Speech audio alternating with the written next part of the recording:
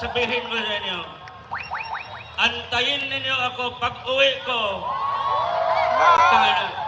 Lahat ng mga abogado, magkudita tayo.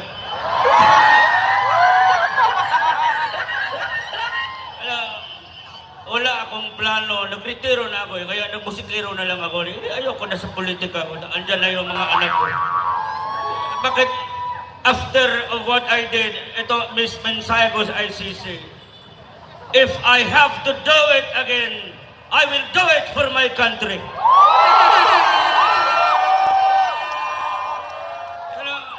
Itong mga putang ina itong ICC, what is the difference of USA bombing Iraq, putang killing children in hospitals? Duterte! Duterte! Duterte! Ito, tayong maliit lang tayong bansa dito. Taga Manila kayo. Unang-una, nanunood ako dito sa Hague. Ang dami pa lang bumitiw na sa kay Marcos. Kalma lang kayo. Birthday ko ngayon, ayaw ko ng gulo. Kaya, ito lang ang sabihin ko sa inyo. Antayin ninyo ako pag uwi ko. Lahat ng mga abogado, magkudita tayo.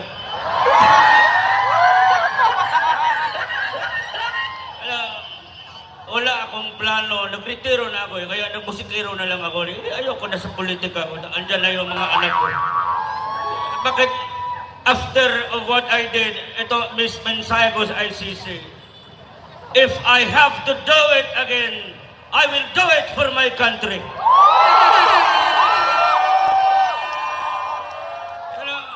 Ito mga putang ina itong ICC, what is the difference of USA bombing Iraq, putang killing children in hospitals?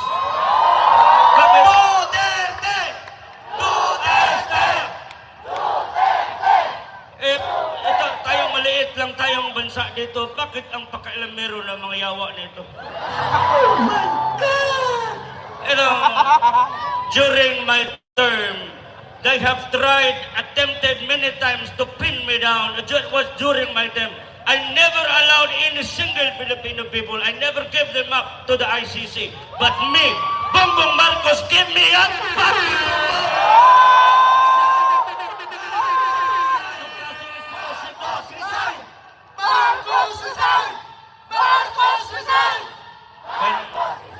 Alam niyo, hindi ako nagsisi na ipinalibing ko ang ama niya sa libingan ng mga bayani.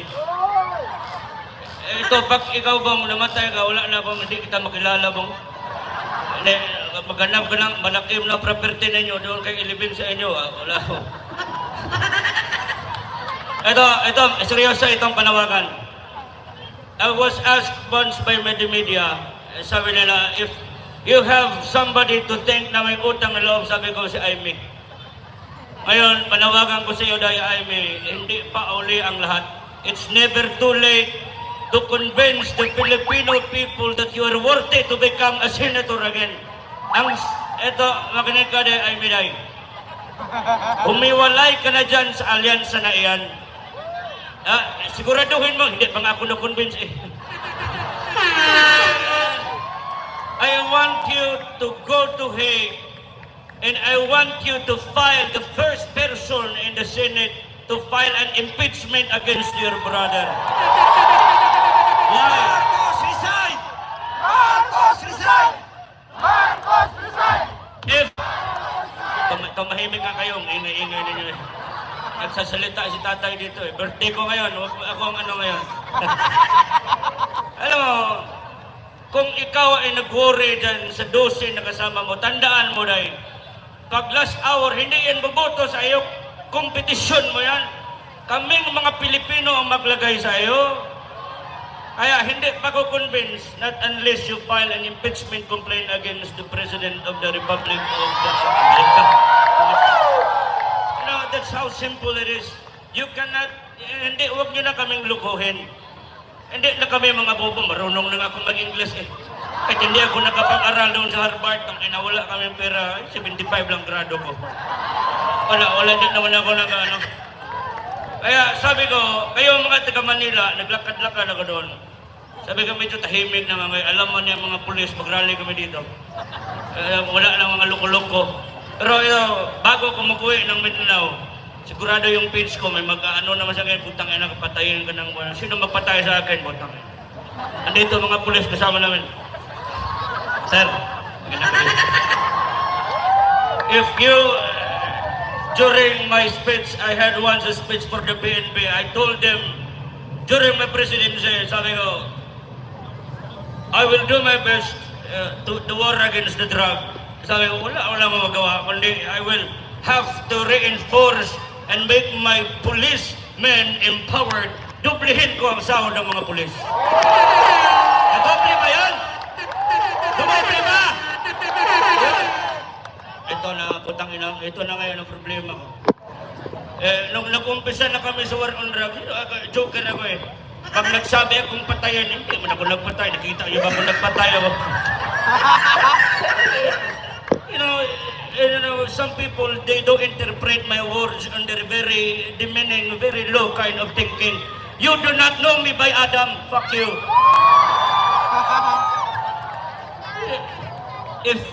If you cannot cope up with my thinking, ikaw yan eh, hindi ka matalino eh. Pero ito na, sabi ko naman, ang ICC, pinagpintangan lang ako, nagpatay ako ng mga ano, mag-inulog ako sa helicopter, wala makakita noon, walang witness. You know, I'm telling you this, in law, in accordance with the law, it's not about what you know, it's about what you can prove in the court, but now they have nothing to prove in the court. The people are here speaking for the truth. Kasi yung korte, ito pa pinaka-worst, ito ng korte dapat, court na yun eh, sana ngayon ang mukha ng korte, sana ngayon ang kredibilidad ng korte, na sila pa ang bumaliktad. Pwede ba yun? Ay nako, kung hindi pwede yun, dapat hindi naaabutan si Marcos ng election next year eh. Pa-impeach na natin yan. Okay, tanungin ko kayo, isa. Isang case lang ipapile natin, Republic of the Philippines versus one person. Ano ang i-file natin na kaso? Wag ako, baka titirahin ako. Sabihin niyo! Ano? Hindi. As I told you, it's not about what you know, it's about what you can prove in the court. But what we can prove, if we don't have evidence, we have to challenge him. Drug test here! Bakit ayaw niya magpa-drug test? Sabi niya, Bongbong, President Bongo, anong gawin natin sa mga drug na hindi? Bahala kayo, tuloy-tuloy lang kayo dyan. Basta tuloy-tuloy lang kayo. Aabutan din kayo namin.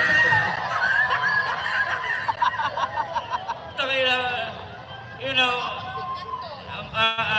President Marcos, what can you say about the interview nila? Ang tawag interview nila yun. Sabi nila, the narrative of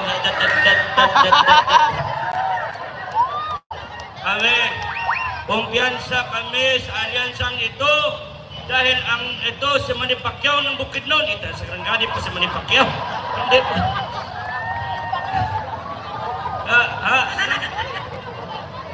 Itong Gobernador Bong Revilla.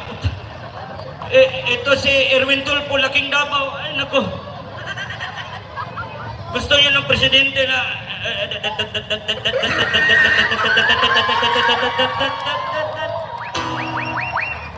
Kantahan ko na lang kaya kayo muna.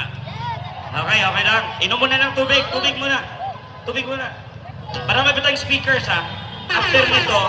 After nito, speakers na naman. Tapos ako na naman.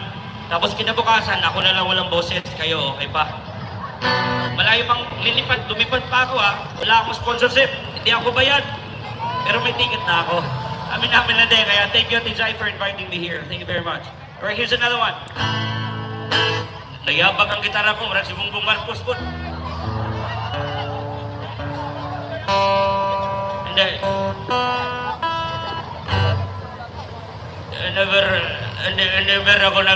I never said na mag-Marcos ako. Pag nagnakaw ulit yan, bahala kayo.